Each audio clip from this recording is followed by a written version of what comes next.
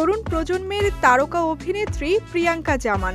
তার ক্যারিয়ারের শুরুটা হয়েছিল উপস্থাপনা দিয়ে, এরপর ছোট পর্দায় পা রাখেন তিনি।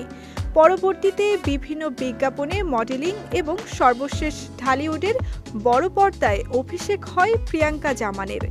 অবশ্য দীর্ঘ ১৭ বছরের লম্বা জার্নিতে তুলনামূলক খুব বেশি পরিচিতি পাননি এই অভিনেত্রী।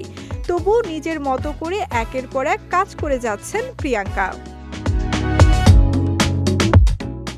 ২০১৩ সালে ছায়াছন্দ উপস্থাপনার মধ্য দিয়ে আত্মপ্রকাশ করেন সুন্দরী এই অভিনেত্রী।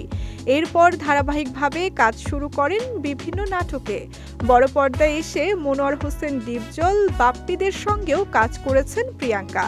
যদিও বিভিন্ন কারণে সেই গতির ধারা আর থাকেনি। অবশ্য সুযোগ পেলে নাটক কিংবা বিজ্ঞাপনের কাজ করছেন, উপস্থাপনায় নিয়মিত তিনি রয়েছেন ফ্যাশন ডিজাইনিংয়েও।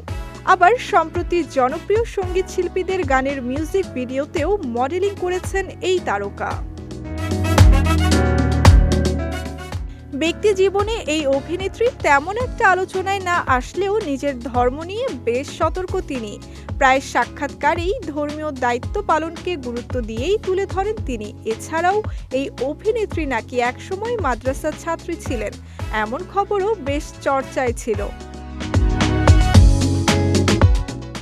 নিজেকে ধর্মীয় শিক্ষার উঁচু স্তরে নিয়ে যেতে এবার সামাজিক যোগাযোগ মাধ্যমে ছড়িয়ে পড়া প্রিয়াঙ্কার একটি সাক্ষাৎকার থেকে জানা যায় তার সর্বশেষ ইচ্ছা প্রসঙ্গে। অভিনেত্রী জানালেন হাফিজি পড়াটা শেষ করতে চান তিনি, যেটি ওনার শেষ ইচ্ছা। যদিও তিনি শোবিজাঙ্গনে কাজ করেন, তবে আগাগোড়াই ধর্মের প্রতি দুর্বলতা রয়েছে অভিনেত্রী প্রিয়াঙ্কার, যে কারণে নিজের জীবনসঙ্গী হিসেবে একজন ধার্মিক পাত্র চান তিনি। এমনকি তা পেলে শোবিজ ছেড়ে দেবেন বলেও জানিয়েছেন এই অভিনেত্রী।